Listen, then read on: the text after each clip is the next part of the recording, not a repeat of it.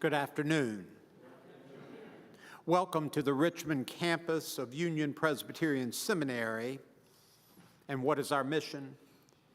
Union Presbyterian Seminary prepares people to be leaders of gospel-inspired, transformative change in pursuit of a more just and compassionate world. Friends, a book signing will be held immediately following this afternoon's lecture on the Watts side of the big tent on the quad. You may purchase from the seminary books by our lecturer, Dr. John Thatamanil, and our preacher, Dr. Barnes, by credit card or by check. Please, no cash sales available for these books. You may also elect to buy books directly from our distinguished alum, the Reverend Jimmy Hawkins, and our Trailblazer of the Year, Dr. Leonard Edlow. They will also have tables where they may sign those books for you. A special reception will occur tomorrow morning at 10 o'clock in the Holderness Dining Room to honor our 2024 distinguished alum, Jimmy Hawkins, and our 2024 Black Alumni Association Trailblazer, Dr. Leonard Edlow. Our morning worship tomorrow at 11 o'clock will occur here in Watts Chapel. Dr. Craig Barnes will be preaching from the Acts chapter 21 in a sermon entitled Spirit-Filled Debate. A box lunch will be available following worship in the Holderness Dining Room, and you are invited. We will reconvene tomorrow at 9 a.m. for the fourth and final Sprunt lecture here in Watts Chapel by Dr. Thatamanil. The lecture is entitled Toward a Therapy of Public Desire. Dr. Ken McFadden will moderate an opportunity for question and answer with our lecturer. Please note with excitement the events tomorrow with the inauguration of Dr. Jacqueline Lapsley as our 8th president of Union Presbyterian Seminary. A symposium on the topic, What Are Seminaries For?, will be held here in Watts Chapel at 2 o'clock, followed by the inaugural at 4:30 under the big top on the quad with a reception following.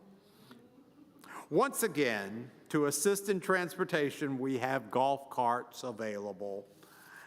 And now it is my pleasure to call on Dr. Elizabeth Henson Hasty, Professor of Theology and Ethics, who will host our afternoon lecture. Dr. Henson Hasty.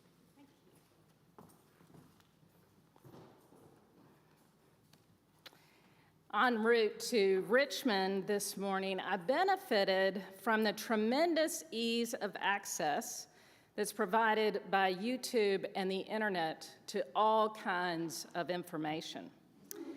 I watched Dr. Thatamanil's lecture from the Charlotte airport and enjoyed being in conversation with my lunch partners. Deep gratitude I want to offer you for the reminder in your lecture this morning that we've encountered the post-truth phenomenon many times before. And so we have the resources to aid us in discerning our response at this present time. And as a feminist scholar, I also want to thank you for challenging us to continue to develop our heart mind, through our teaching, through our preaching, and in our actions.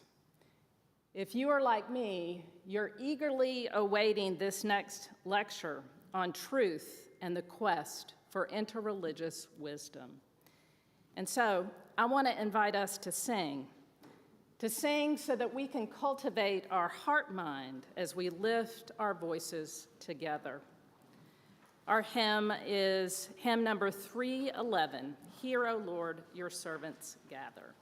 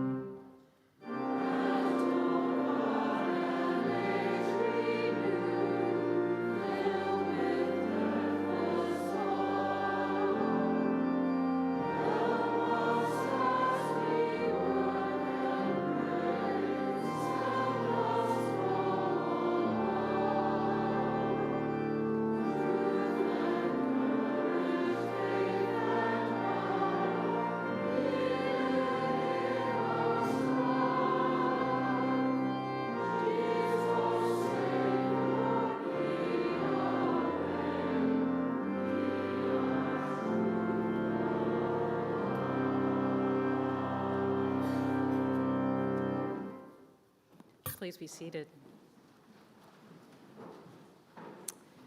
Will you join with me in a word of prayer, and I will offer some moments for silence in the midst of our prayer. Most compassionate one, enliven our senses so that we feel an increased awareness of your presence here in this room and as we connect online. Fill our hearts with love for ourselves, for others, and for the planet Earth, our home.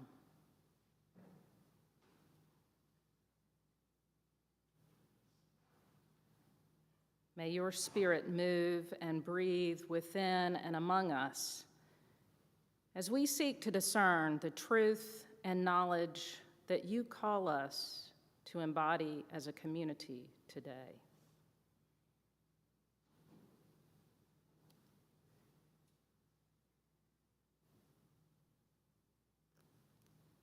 May it be so. Amen.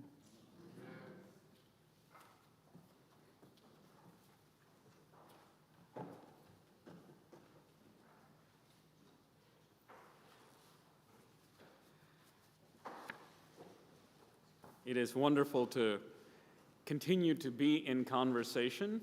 I am not a soliloquist, so the structure of these lectures, where there are no questions until tomorrow, is a bit weird for me. And so I'm continuing to work hard on shrinking tomorrow's lecture so that there really is ample opportunity for conversation. I'm also not unmindful that for some of us, this might be nap time. So I'm not speaking necessarily in an autobiographical key. But if I seem to speak with a greater measure of animism, it's because I know the task before me is to keep you awake. So let's hope we can do that together.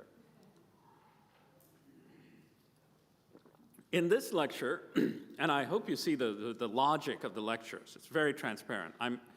I'll fill you in. I'm following the Four Noble Truths, and which is often called a medical model: diagnosis, etiology, prognosis, therapy. And we're now at prognosis. So this would be the claim about nirvana is possible, enlightenment is possible. So this is the optimistic moment in the lectures. So thus far, we have maintained a fairly bleak note, particularly in the first two lectures. But despite that bleak note, I will argue that we have powerful reasons for hope. I do not mean to contest the old adage, a lie travels around the globe before truth can put on its shoes. The hold of the lie does seem stubborn and intractable, but Christian tradition affirms that the heart is not only an errant and vagrant organ. The heart is also a compass steadily oriented to its true north, the divine. Or as Augustine most famously put it, our hearts are restless until they find their rest in thee. Which is a way of saying that the heart innately knows the true from the false. Even a strong account of human captivity to sin does not vitiate the first and primary affirmation of the faith, that we are created by, in, and for God. The heart not only knows the true from the false, but it innately longs for the true. That is the ground for hope, that the post-truth condition need not be terminal. But why speak of the heart when the matter at issue is the truth? Are we not here to speak of the mind? While it might sound strange and confused to go and make this move to a discourse of the heart, when truth is the issue at question, the etiology of the post-truth predicament I offered this morning should help us see why this turn makes sense. The heart of the matter is the heart. Or, as I will argue, the heart of the matter is the bifurcation of heart from mind. In my previous lecture, I have shown, I hope, that even when keen-eyed contemporary analysts of the post-truth problem are aware that we are trapped and bound within falsehoods because we do not want to know the truth, few can imagine addressing the root of the problem, namely naming and treating those distorted desires which are responsible for our entrapment. Hence, their solutions remain narrowly informational or oriented towards social policies, such as regulating social media. At their best, researchers have begun to realize that truth is best conveyed and received within robust relational networks of trust, wonderfully sounded as themes in this afternoon lecture.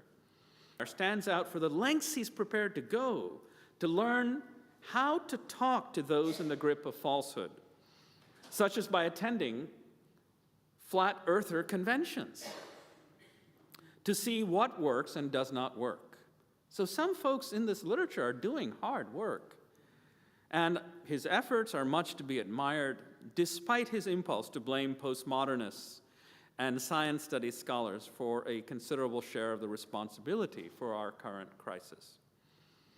Nevertheless, the logical consequence of our argument thus far is this: if no change in affect or desire, then no change in the underlying conditions that permit truth to be recognized.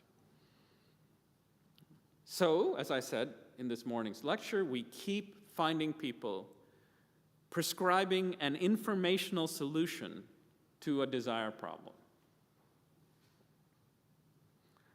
This is bound to fail. We have yet to learn from Jesus that a dull heart will remain a captive heart. Only a healing of desire can bring us out of our post-truth predicament. But can the heart be set free from its captivities? Can the heart be healed? Recall also that my diagnosis of our post-truth condition goes far beyond the standard list of acute manifestations of post-truth, such as conspiracism, climate denial, election denial, vaccine denial, and the like. I include other broad cultural distortions, including our bondage to the desire-generating and controlling mechanisms of the market and neoliberal capitalism, and other systematic powers that capture the heart, including whiteness. Can such mighty misenchantments be contested? Can the heart be set free from such pervasive and culturally entrenched forms of captivity that afflict us, not just them? Answering the can question is to do the work of prognosis. Answering the how can question is to take up the work of therapy. That's tomorrow. When we ask, can our addiction to the lies we want to believe be cured, we ask the prognosis question. When we ask, how can our addiction to those falsehoods be treated, that's therapy.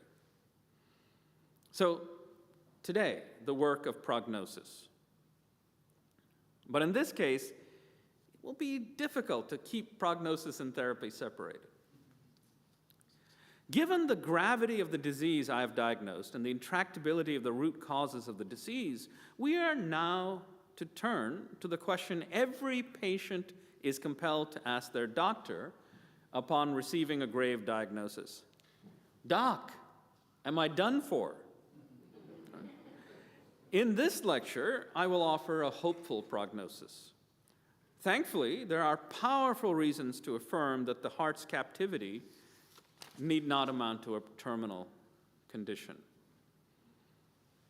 Before we dive into the work of prognosis, one preliminary concern. Surely a question lingers. Why believe that our religious traditions have anything to say about the post-truth crisis? Shouldn't this matter be left to sociologists, policy wonks, legislators, and perhaps a handful of practically minded philosophers? I hope that my first two lectures have signaled already the answers to this question. But let me state straight out why I believe that religious traditions have the resources and hence the obligation to intervene. Note here that I'm using we. We religious thinkers and our communities across traditions must intervene in conversations about post-truth, and that for two reasons. As a comparative theologian working across traditions, I am constitutionally allergic to sweeping generalizations across traditions. They set my teeth on edge. Nonetheless, I'm going to overcome my severe allergy and insist on the following without hedging or qualification. First, religious traditions, textual and non-textual, the so-called world religions and indigenous traditions alike, are all, without exception, truth-seeking traditions. They disagree across and just as often within about what that truth is, but the central task to which traditions commit themselves is the work of bringing persons into proper comportment with reality rightly interpreted. I'll explain all those terms over the next two lectures. Theistic traditions and non-theistic traditions hold that human fulfillment depends on an ardent and unrelenting pursuit of the real. Their material disagreements notwithstanding, all believe that human fulfillment, the Hindu term is parama purushartha, the highest human good, is impossible other than through a quest for and then coming into harmony with the truth, with a capital T. Only the truth can genuinely satisfy real human longings. I take that to be a cross-traditional claim that can be defended and maintained. The second point of agreement is that this pursuit of the truth must be a pursuit. Religious communities aim to give themselves over to a profound and thoroughgoing desire for the truth. If no desire, then no truth. Religious traditions have long known that truth-seeking is not and never can be a narrowly cognitive affair. I will make this case today and tomorrow with reference to strands from three traditions that I know best: Buddhism, Hinduism, and Christianity. I will show that contrary to popular misimpressions, all of these traditions are driven by desire, despite the anti-desire rap with which they are often saddled. It is precisely this commitment to reorienting desire rather than eliminating it that binds these traditions together. The long and ancient wisdom of these traditions tells us that it would be foolish, indeed even unthinkable, to separate desiring from knowing, thinking from feeling. Why? Because religious traditions, and again, this is another cross-traditional claim, religious traditions do not merely seek to inform, but to transform. These traditions have always known that the work of transformation requires more than attempts at information dissemination. The exception or interruption to this long and learned knowing, here recall my concluding argument from Foucault in the last lecture, occurs only after the Enlightenment, in which we have come to believe that knowing and desiring are independent operations. Only now have we come to believe that the truth can be known, as Foucault put it, without anything being required from the subject. Of course, we might well ask, what kind of truth is it that can be known apart from transformation? What kind of truth requires nothing from the subject? You already know the answer now. Facts.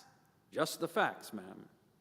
The only kind of truth that can be known without transformation are isolated bits of information in propositional form. The very form of what passes for knowledge within much contemporary university education. It is no wonder, then, that we have fallen prey to paradigms in which knowledge has been reduced to the gathering and dissemination of facts. Any wonder, then, that we contest the post-truth predicament with such a meager set of resources. Again and again, we imagine that we can solve our current problem with the facts alone, because that is what we take truth itself to be an accumulation of information, which can just as well, or perhaps even be better known by computers, by information processing machines than by persons. The truth of the inseparability of knowing from desiring should be obvious, but not if and when truth is reduced to information transmission. The computer needs no desire to do its computations. Apparently, neither do we. It can generate knowledge without appeal to desire. And so, as I said, can we? But is that so? Isn't this precisely where discourses that depict human beings as thinking machines, only slower and clunkier than our silicon siblings, goes desperately awry? Ponder this. Even for you to arrive at the end of this sentence without wandering off into thinking about your still unfinished dinner plans, or the next item on your to-do list, requires that you must want to arrive at this period. At the most elementary level, sustaining attention requires marshaling desire. Teachers, kindergarten to collegiate, philosophical and religious, ancient and modern, who seek to hold attention have always known that desire and truth are intimately and inseparably related. It is a wonder, then, that we have left the question of the relationship between desire and truth unexamined and uninterrogated, and settled for the zero-sum game of putting them at odds with each other.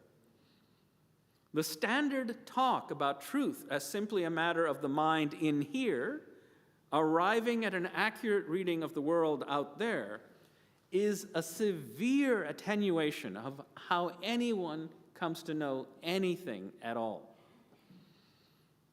When desire is not regarded as opposed to knowing, desire is often taken to be indifferent to knowing.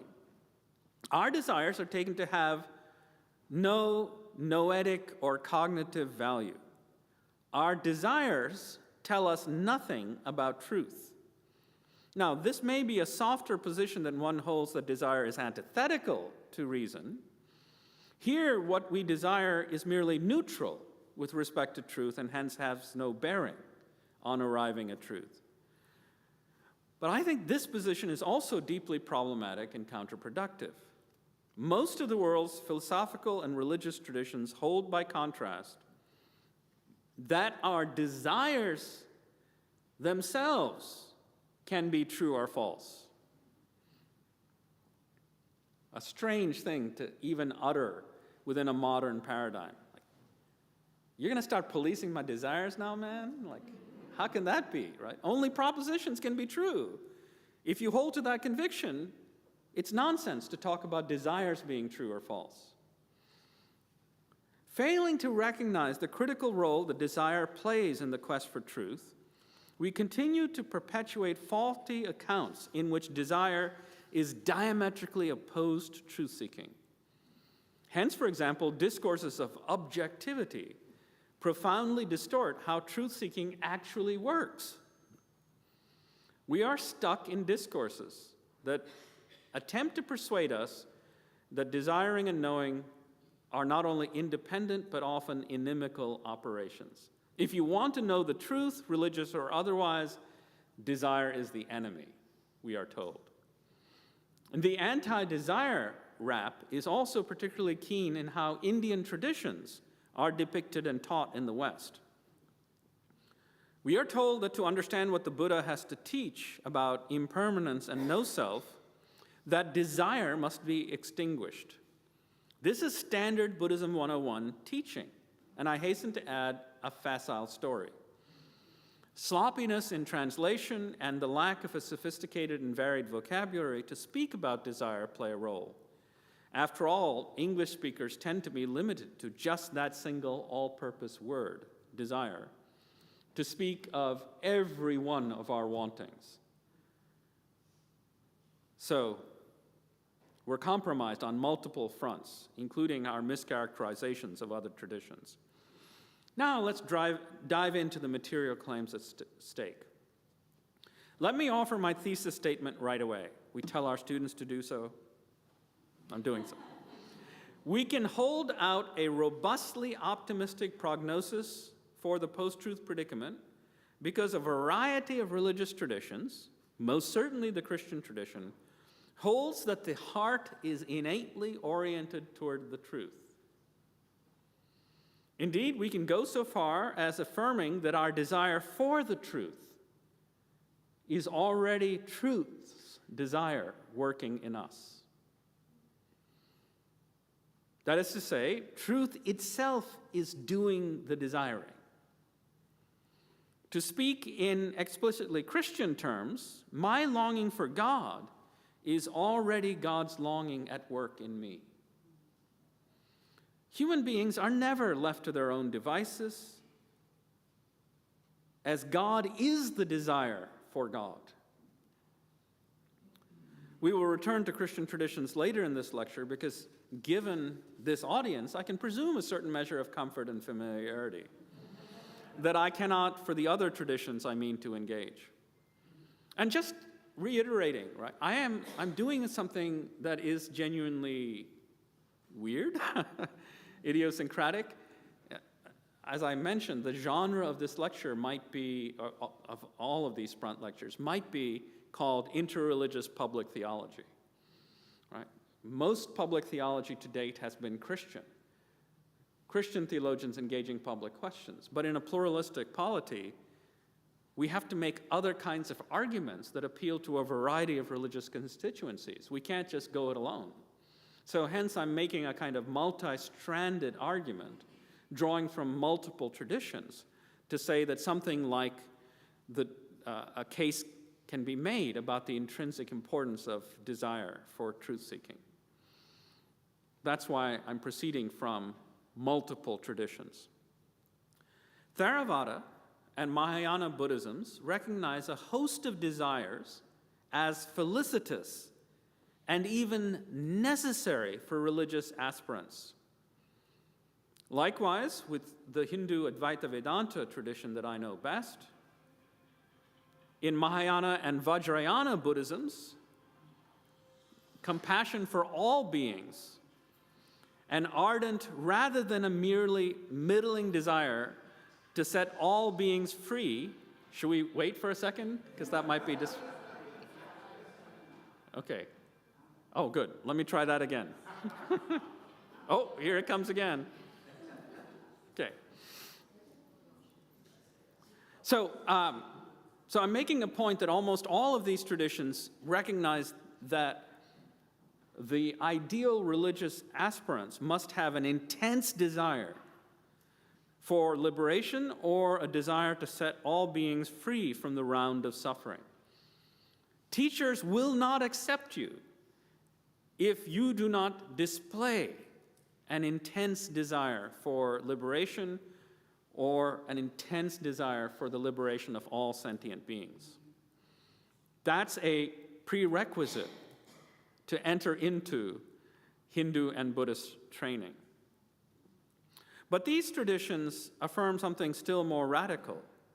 My desire to set all beings free from the endless round of birth and death is not just something I must cultivate. Ultimately, I will come to see that this desire is just my ownmost and truest nature. It is possible on Hindu and Buddhist grounds to affirm that the desire for truth is truth's own desire. Hence the title of this lecture series, Desiring Truth. I mean to suggest what philosophers or linguists will call the subjective and objective genitive, right? My desire for the truth, but truth also doing the desiring truth. Let's see how this works out in some detail, and be assured no PhD in Buddhism or Hinduism is required. Take a simple and well-known example from Buddhist traditions. Buddhists affirm that craving or addiction to impermanent things, and all things are impermanent, is misguided and false. There is no surer recipe for suffering than the craving to hold on to impermanent things. Hence, that sort of desire is counter to the nature of reality. And so that desire is untrue. It is an untrue desire. Because it is a counterfactual desire. There are no impermanent things anywhere. So desiring them will only bring you to grave suffering. This kind of desire, the Pali word is tanha, which can be translated thirst, causes suffering to oneself and others precisely because it is an untrue desire. Again, you may ask, but John, how can any desire be true or untrue? Is this not a category mistake? Of course, that notion is precisely what this entire series of lectures is meant to contest. It is not just propositions that can be true or false, but religious thinkers know that certain forms of desire, and indeed entire forms of life, can be true or false. Hence, any desire that is out of joint with the nature of things is an untrue desire. Hence, the craving for impermanent things is bound to backfire. Wanting infinite economic growth on a finite planet, that too might be a counterfactual desire. The craving for impermanent things will backfire, and so will that craving. Hence, any untrue desire is a self-subverting desire. It's a desire that's bound to inflict upon oneself and others suffering. Buddhist and Hindu traditions have a standard threefold account of untrue desires. The terms are raga, dvesha, and moha.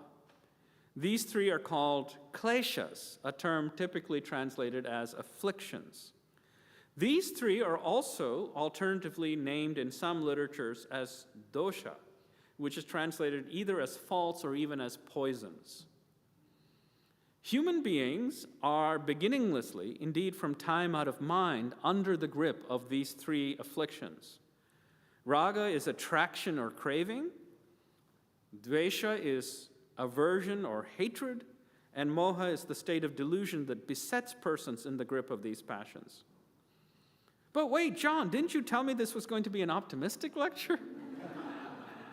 Then you go and tell me that we have been bound to these three poisons through uncountable cycles of life and death, birth and death. That isn't the optimistic part.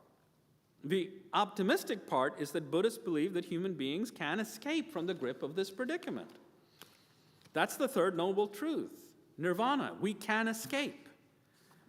From the perspective of Theravada Buddhism, these three poisons only have their hold on us because of a root ignorance, the ignorance of imagining that we have permanent, enduring selves.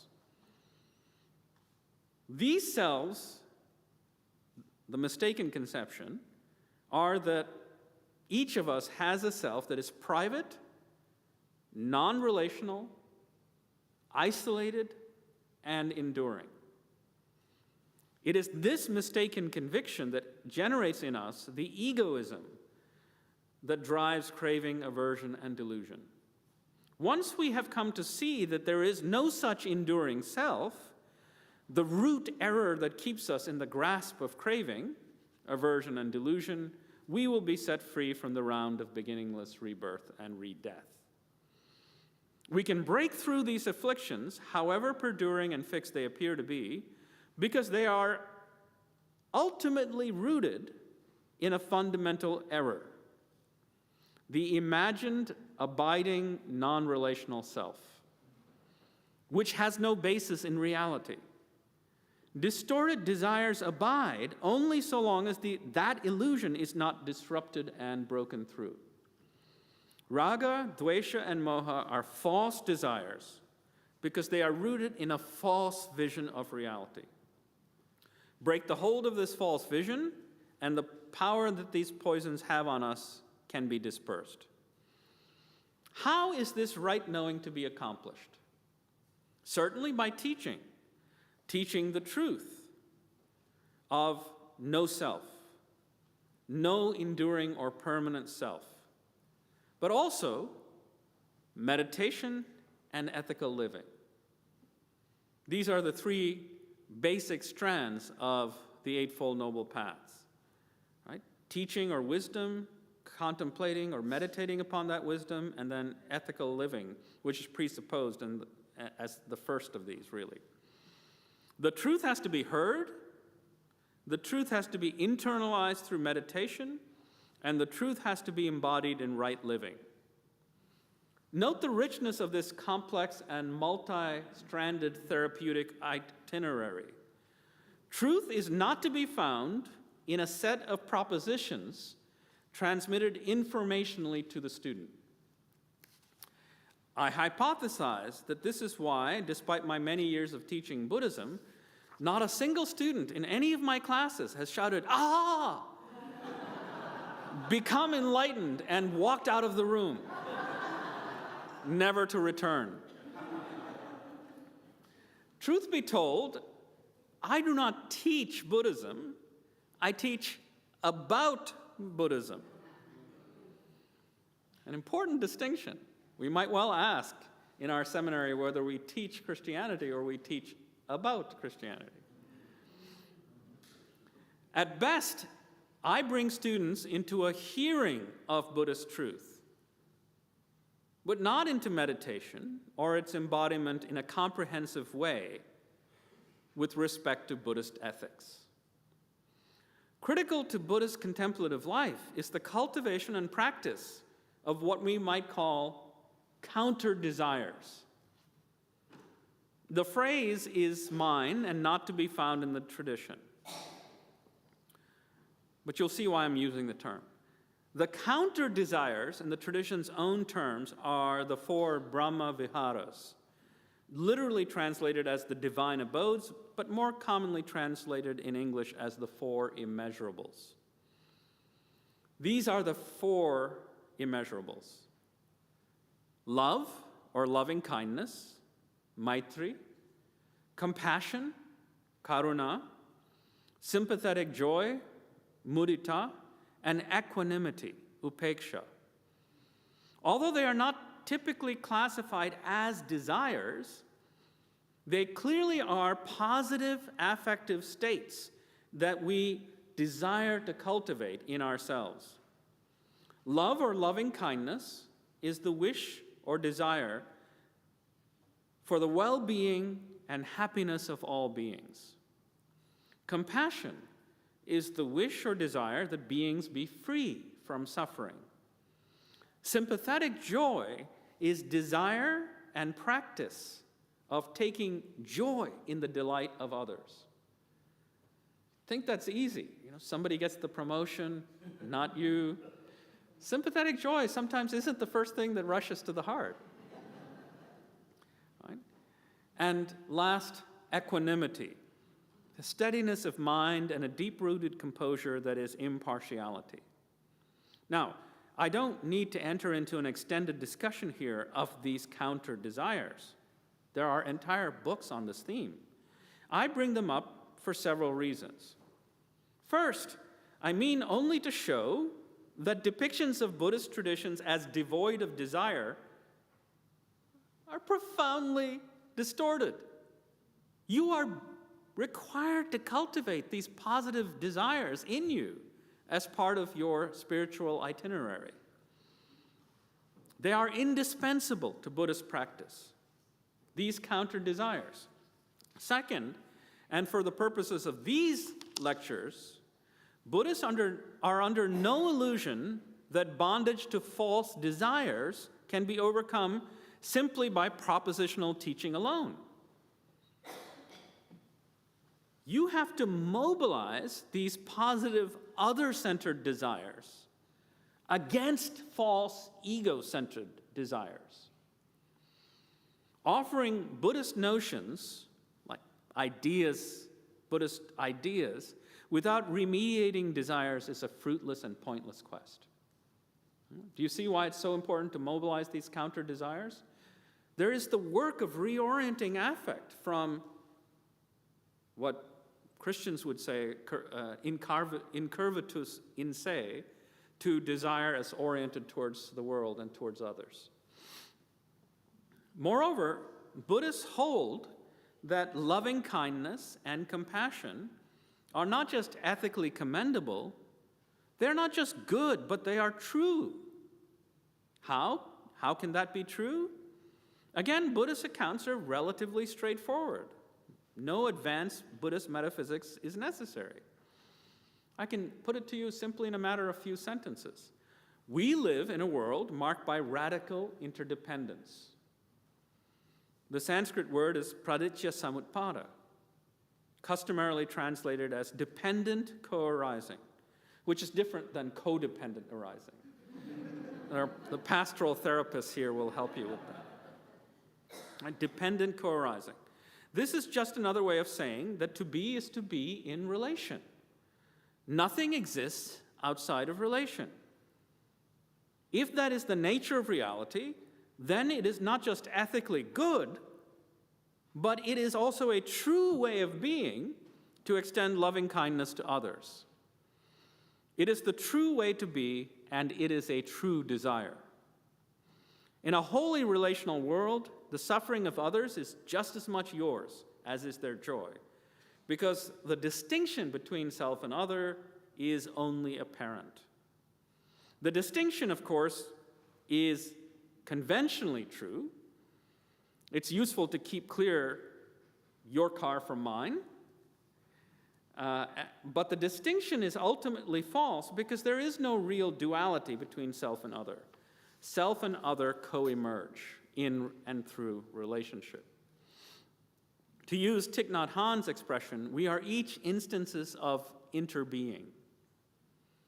So it makes sense to extend compassion to all sentient beings with whom you are inextricably entangled. Compassion is thus not only ethically commendable, but truth-bearing, because compassion is in accord both with the nature of reality and your own true nature. Hence, loving kindness and compassion are true desires. They are true desires. What does this imply for the question of prognosis?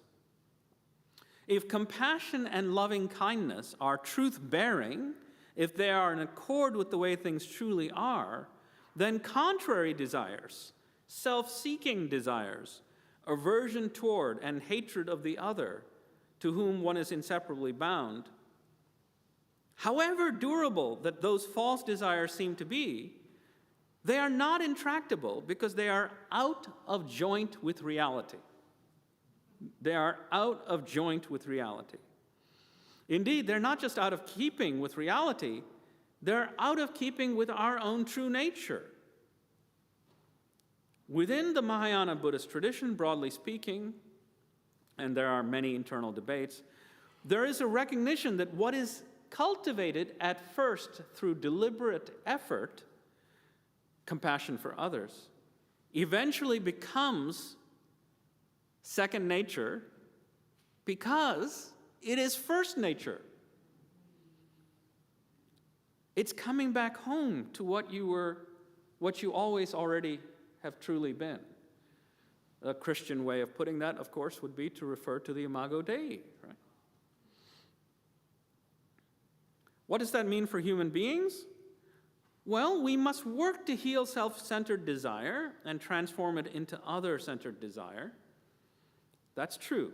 If you want to truly understand a Buddhist worldview, not merely as classroom information, but as embodied wisdom, then you must work on your desires. You must surrender distorted, untrue desires and embrace positive, other-directed desires. If you are in the grip of distorted desire, you will not want to know what Buddhists have to teach. You must be transformed in your desiring. That is to say, your desires must be healed before you can come to understand Buddhist truths. Your and this is a weird way of putting it, your desire must be trued. Because true desire and true knowing are inseparable. You cannot truly understand what it means to say that I do not exist apart from you if you remain captive to self-centered desire. It's pretty obvious, right? If you say, oh, I'm inseparable from you, but you're a jerk, you're not getting it. Right? Your disposition and affect is out of keeping with what you are notionally affirming. There's no match. Practically, what this means is that many Mahayana Buddhist traditions insist that persons must spend countless lifetimes cultivating bodhicitta, which can be translated either as Buddha mind or the desire for awakening. The word bodhi is awakening, and chitta can rightly be translated either as mind or heart, or better, mind-heart. Mind-heart, not a bifurcation. Crucially, no sharp dualism. There are different Sanskrit words, but when they're talking about chitta, they are clearly talking about a center of cognition and affect. Right? So there's no heart-mind bifurcation. What begins as a desire or aspiration for awakening eventually results in the awakened mind, the Buddha mind. Your aspiration becomes realized as your true and ownmost nature.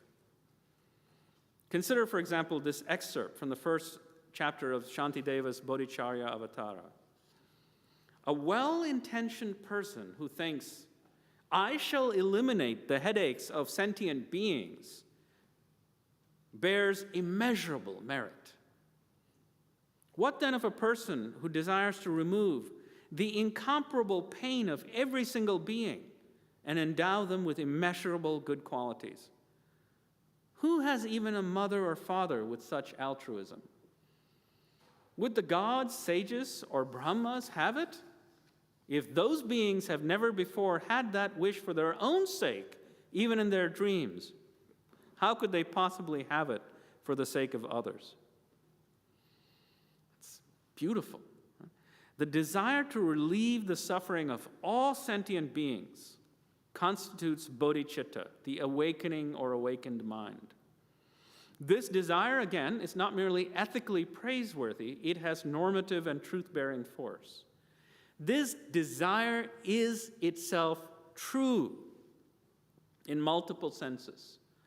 True to one's authentic nature and true to the nature of reality itself. The same kind of point can be made with respect to the Hindu Advaita Vedanta tradition. Here again, the same logic obtains.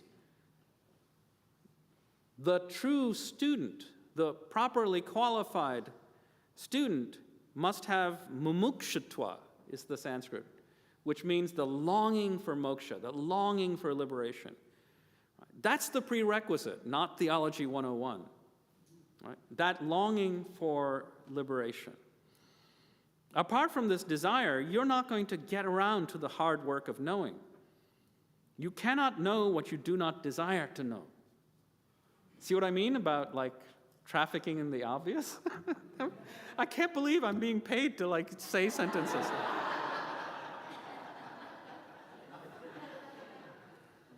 But an entire culture is operating without awareness of these propositions. We're not well people as a culture. So, you cannot know what you do not desire to know.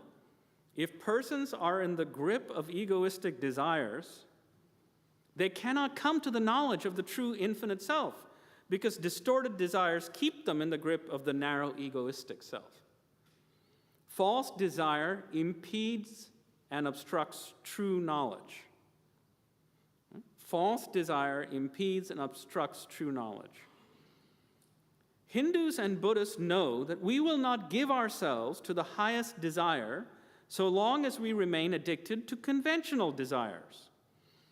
In these traditions, the highest goal is to reconfigure the whole of one's comportment, the whole person, not the mind alone.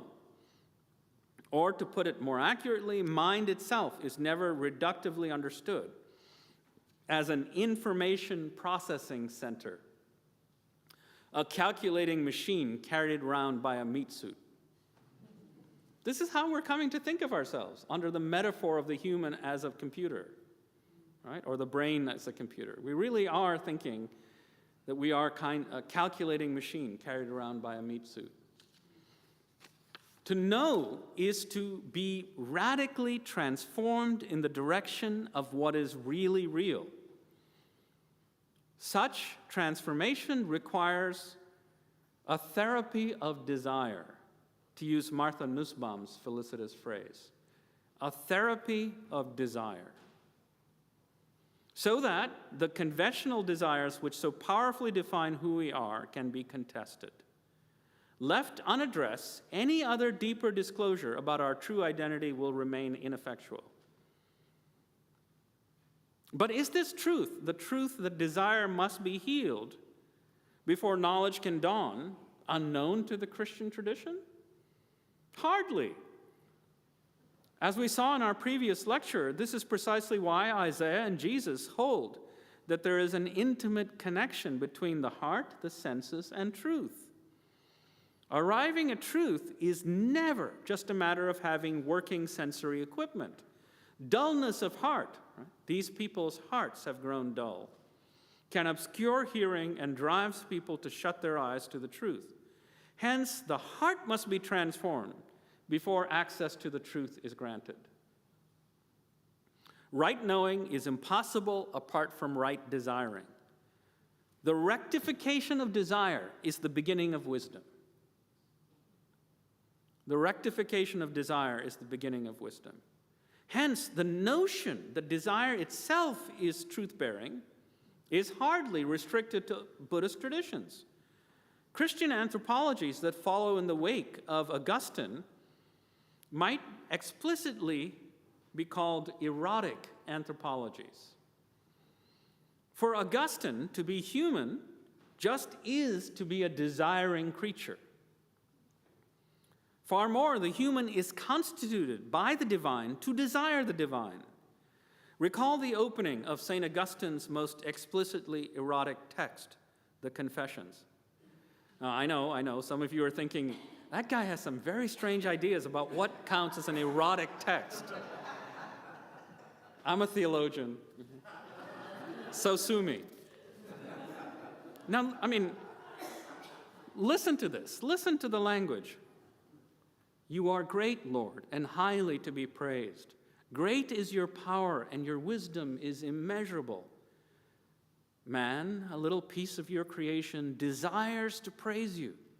A human being bearing his mortality with him, carrying with him the witness of his sin and the witness that you resist the proud.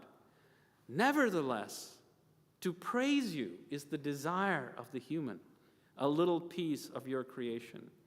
You stir the human to take pleasure in praising you because you have made us for yourself, and our heart is restless until it rests in you.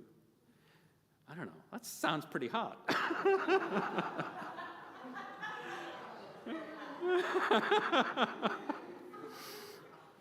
Augustine is explicit in affirming that desire for God is truth-bearing.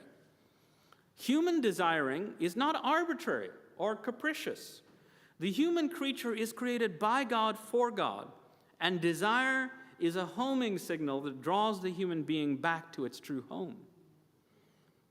There is a human homing signal, right? That is the nature of the heart. The human creature's desire for the Creator is not epistemologically neutral. Our desire for God itself is the truth about what the human being is and draws the creature to God, who is the truth. This is what we truly are. Other lesser desires to which we surrender are not only harmful to the creature, but also untrue and therefore violating. When we give ourselves to them, we injure ourselves and others. So it turns out on Augustine's account that some desires are untrue. whereas one desire in particular is true to the nature of reality and true to how human beings are made. But here, let me add a further step. The desire for God on the part of human beings is not only true in the sense that it leads us to God, who is the truth, we have to say more. God is itself stirring up in us the desire for God. It follows then that for Augustine, my desire for God is God's desire in me. This is straight up Pauline, right?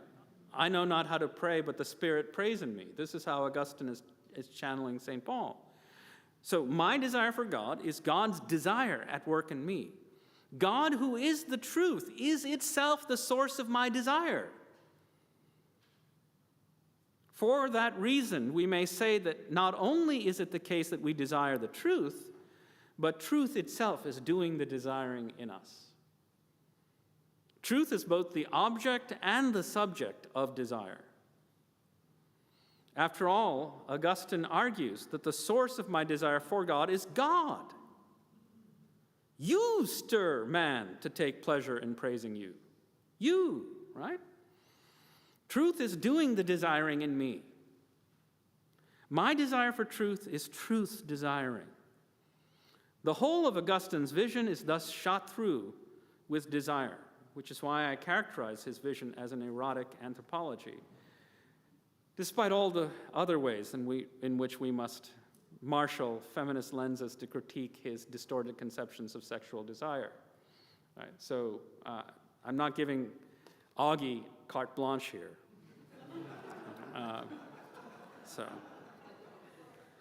Anyone who follows a trajectory of thought that emerges from out of this Augustinian tradition cannot accept a bifurcation between knowing and desiring. Do you see that? They're so intimately, inseparably connected that you can't say that truth is this thing and desire is another. Truth is doing the desiring in me. So how can desire and truth be opponents? It's just a, facile conception of theological anthropology and what it means to be human. To the degree that I cultivate in myself a desire for God, to just that degree does God become present in me.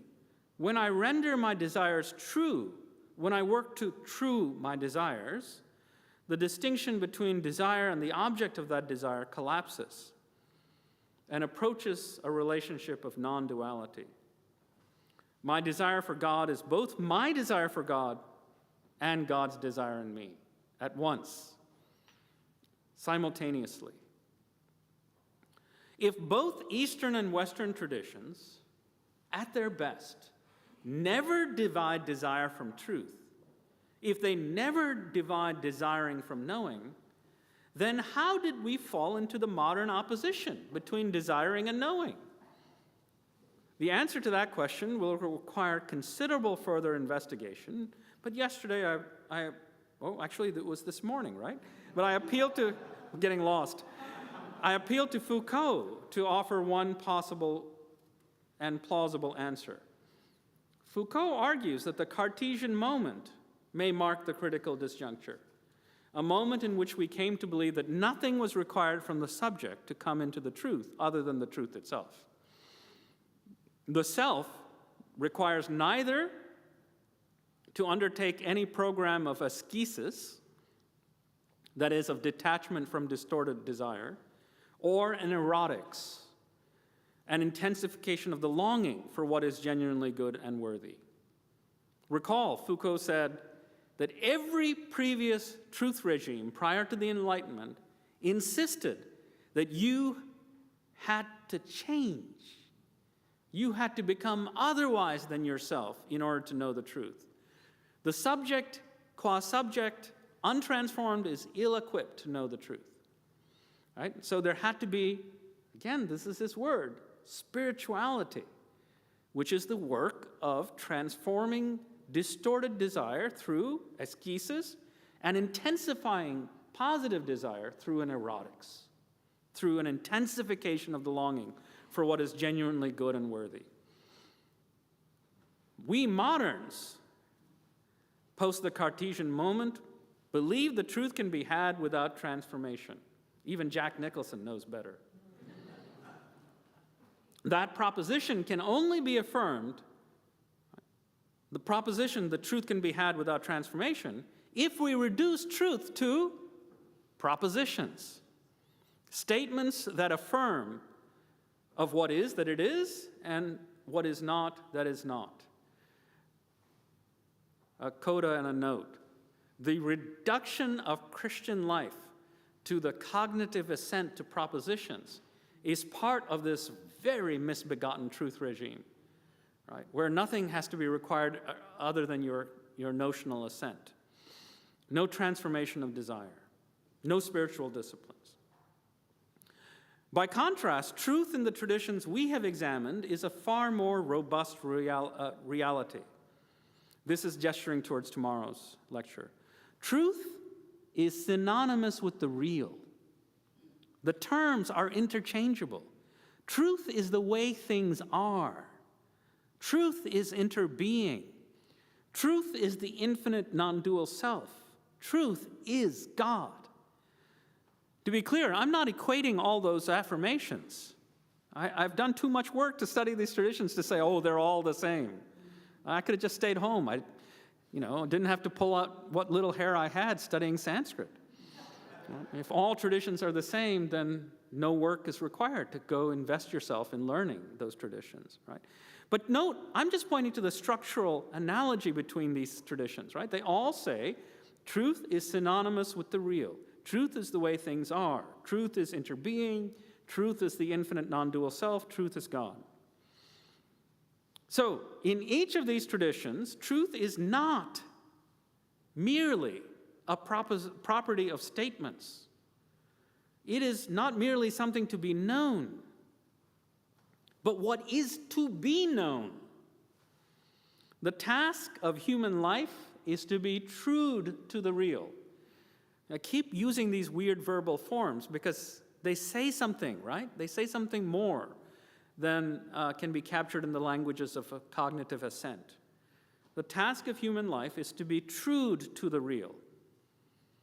How does that happen? We've already begun to see, but that work is the work of therapy, which I'll take up more fully in the final lecture. What I wish to affirm here is that each of the traditions I have treated, albeit in haste, insists that truth itself has power. It has the power to contest and break through the apparently mighty power of falsity. Ultimately, the false is ontologically vapid.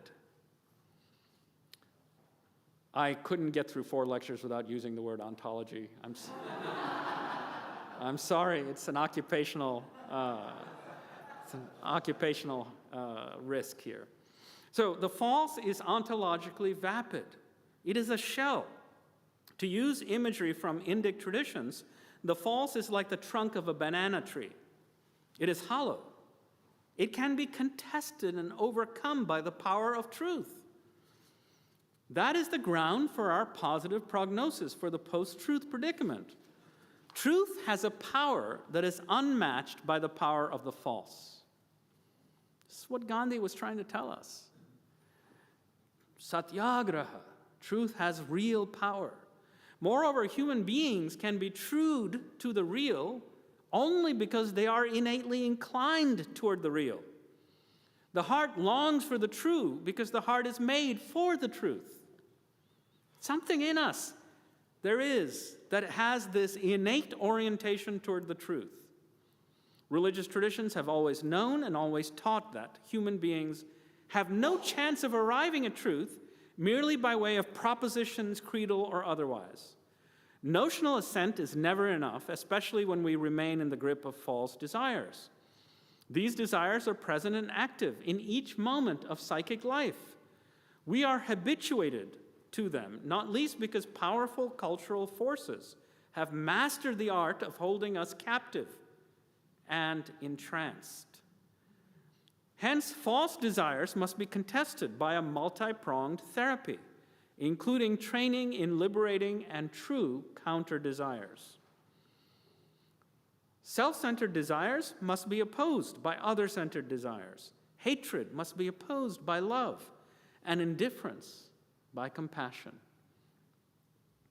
This therapeutic labor can succeed.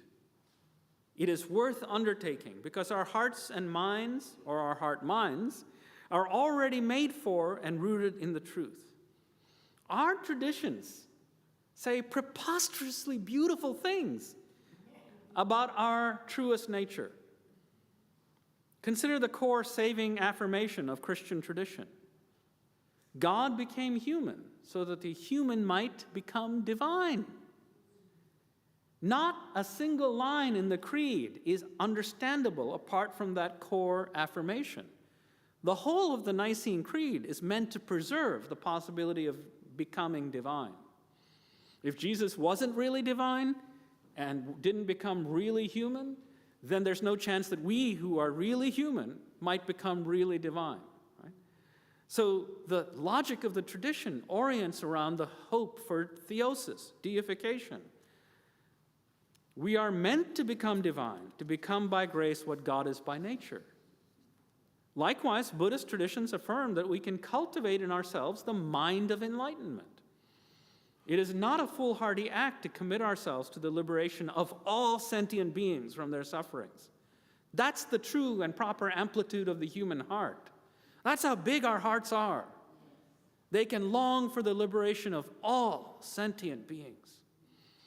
Hindu traditions hold out the possibility that we can be liberated while living, attain Jivan Mukti, and in so doing become oceans of compassion for all who seek refuge.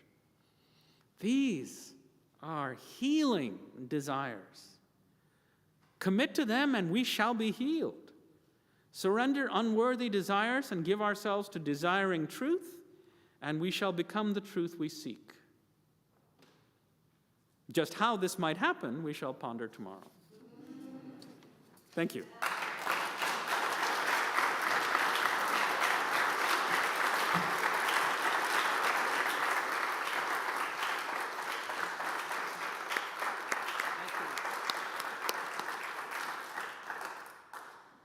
I want to give thanks for the richness of this lecture, and there are so many things that I could say to invite us into the evening in offering gratitude for what you have given us.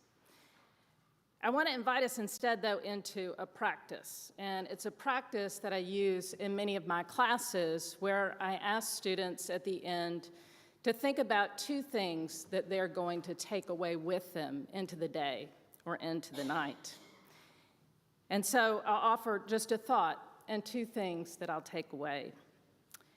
An initial thought that the task you've laid out is so simple and so great. It's so great in a society where human behavior is thought to be rational in markets that are considered morally neutral. It's such a great task in a society where we are taught to cultivate and increase our desire for things, even if they will never reflect the real. It's so great in a society, even when our wealth is only a thin veneer. But I'm taking away reason to hope. I'm taking away reason to hope in knowing that truth is not found in the accumulation of information or in the accumulation of things. Truth is found in understanding that the heart innately knows truth from the false. Truth is grounded in our essential relatedness and our relationships together. Deep thanks for those reasons to hope, and I can't wait to hear what you bring us tomorrow. Our closing hymn this evening is hymn number 789, Jesus, Savior, Lord, now to you I come.